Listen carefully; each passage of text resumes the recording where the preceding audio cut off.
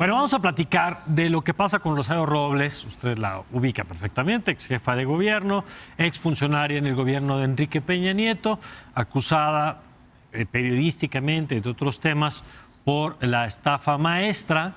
Y hay una investigación, ahora sí ya, no solamente la periodística, sino una investigación por parte de la Unidad de Inteligencia Financiera de la Secretaría de Hacienda, que está revisando justamente los movimientos de Rosario Robles Berlanga a una red de funcionarios involucrados en presunto desvío de recursos. Y de esto vamos a platicar en esta noche con Gerardo Carrasco, que él es el director de litigio estratégico de Mexicanos contra la Corrupción y la Impunidad. ¿Qué tal, Gerardo? Muy buenas noches. Mario, buenas noches. Muchas gracias. Cuéntanos, gracias a ti, y cuéntanos, porque me decías ahorita antes de entrar al aire, que hay una relación directita, entre la investigación de la autoridad y el trabajo que ustedes han hecho de investigación y de denuncia. Por supuesto, mira, estamos hablando de quizá uno de los escándalos más grandes de corrupción sistemática en la historia moderna de México. A ver.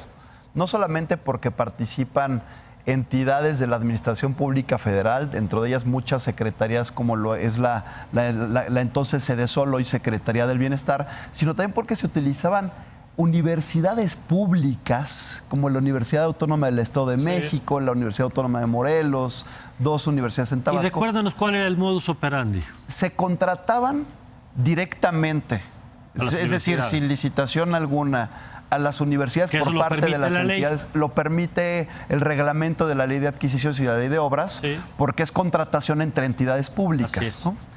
Se contrataban servicios o se contrataban determinadas obras para que los prestaran en por lo menos más del 51% las universidades públicas, y a su vez estas universidades subcontrataban casi el 100% de los trabajos, que esto es de suyo ilegal, a empresas privadas. Muchas o la gran mayoría de estas empresas fantasma. Que es una empresa fantasma. Entregando. Exactamente, que no terminan incluso en muchos casos entregando los servicios para los cuales fueron contratados en primera instancia. ¿Y luego qué pasa con ese dinero? Es decir, siguiendo la pista, el gobierno federal entregaba el dinero a la universidad pagaba a una empresa, que la empresa no entregaba necesariamente el producto, y luego... En la investigación periodística no se sabe. Fueron contratados 7.670 millones de pesos aproximadamente, 3.400 millones de pesos no se sabe dónde quedaron, y 1.000 millones de pesos supuestamente fue destinado a las comisiones otorgadas a funcionarios de las universidades públicas. Ahora, ¿este caso se presenta cuándo? Este caso en específico, nosotros en Mexicanos contra la Corrupción y la Impunidad denunciamos penalmente las cuestiones de Sedesol con los esquemas de desvíos junto con la Universidad Autónoma del Estado de México, derivado de programas sociales como la famosa Cruzada Nacional contra el Hambre. Sin embargo, también presentamos juicios en materia administrativa en contra de los esquemas generales de la estafa maestra. Ahora, y eso queda congelado durante muchos meses. Así es, presentamos nosotros la denuncia ante la entonces Procuraduría General de la República el 18 de septiembre del año pasado. Fue avanzando, nosotros solicitamos que se reconociera como encargado de despacho. Correctamente.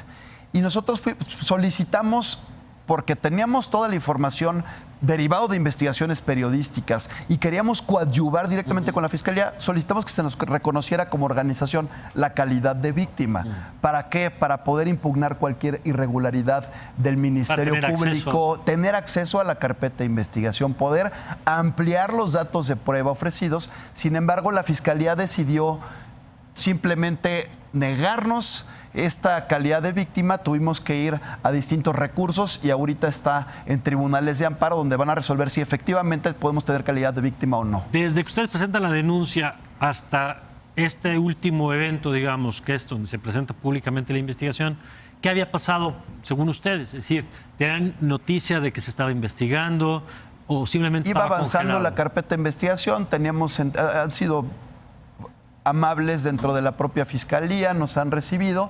Sin embargo, pues sigue habiendo secrecía que en nuestro punto de vista no debe haber, por lo que hace a los coadyuvantes de la investigación que somos nosotros, y pues sí se veían ciertos avances, pero no tenemos mayor elemento, ¿no? Hasta que sale la noticia. hasta que sale la noticia nos enteramos que, derivado del expediente 1345-2019, que es el nuestro, pues se pide una audiencia, que es el 8 de agosto, donde se le va a formular imputación a una exsecretaria de Estado y en su caso se le vinculará a proceso. ¿Sabemos los detalles, digamos, de lo que se le está acusando?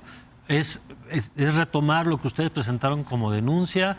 Porque la propia Rosario Robles ha dicho que ella no tiene elementos de saber de qué se le acusa y que por lo tanto el proceso está viciado. Bueno, y que se precisamente por eso es esta audiencia. El hecho de que en la opinión pública y en distintos medios de comunicación se haya dicho que va a haber una audiencia el 8 de agosto y tendrá que ir la señora y su defensa a comparecer, no significa necesariamente una violación del debido proceso.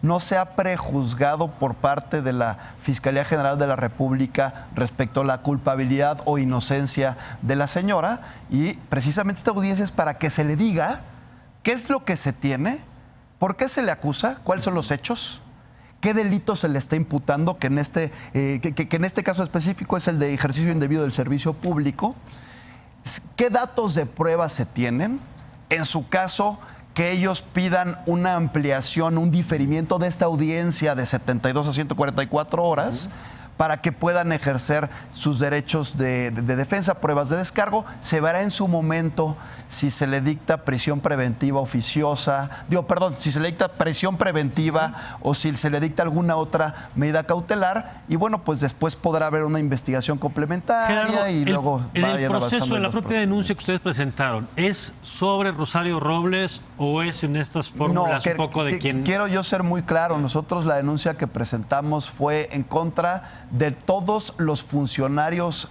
públicos de la Sedesol y de la Universidad Autónoma del Estado de México que pudieran resultar responsables por estos hechos de posibles desvíos de recursos públicos. Y es la Fiscalía la que determina que para ese proceso es importante. Es correcto, nosotros no estamos señalando ni imputando a nadie, no es nuestra chamba. Ajá. Será la Fiscalía quien investigue y en todo caso, pues que vincule a proceso a través de las autoridades judiciales a quienes puedan resultar responsables. ¿Cuál es la importancia de este caso? Porque además es un área muy interesante en este esquema de Mexicanos contra la Corrupción, que tiene un brazo periodístico, un brazo legal, y que me parece que tiene un enfoque justamente desde la perspectiva de cómo le pego a un caso que sirve para ilustrar un modus operandi que se repite en otros lados, que no atiende solamente al caso específico, sino al diseño institucional que permite de pronto ciertas prácticas de corrupción. Mira, ¿cuál es la importancia de este caso? El objetivo principal de Mexicanos contra la Corrupción y la Impunidad es reducir los índices de impunidad que mucho lastiman a México. En todos los países del mundo hay corrupción. Sin embargo, en pocos países como México, los índices de impunidad son tan altos. Es decir, lo más seguro, si cometes alguna irregularidad, es que no te vaya a pasar nada, que no vayas a resultar sancionado. Es muy importante también mencionar que en la estafa maestra, la investigación periodística de Animal Político y Mexicanos contra la Corrupción se basa en elementos objetivos. Es decir, 12 investigaciones forenses por parte de la Auditoría Superior de la Federación, donde se acredita que hay desvíos de recursos públicos. Esto está comprobado.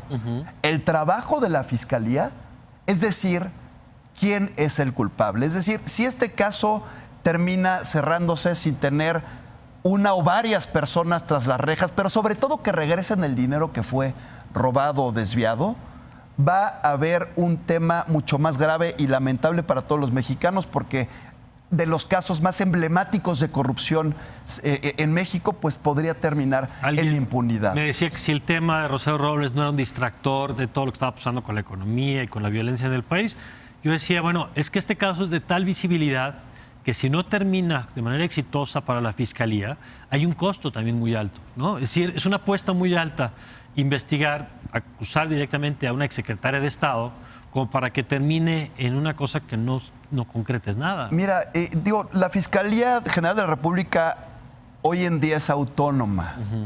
No necesariamente depende de las instrucciones del presidente de la República.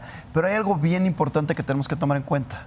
El debido proceso debe cuidarse en este caso y en todos los asuntos similares, no solamente porque sea un derecho de las personas imputadas, Que ya nada más por eso tendría que respetarse. Es correcto. Pero además porque compromete. Y además de eso, Mario, muchas veces desde la opinión pública se habla mal de los jueces que terminan dando amparos en casos de corrupción.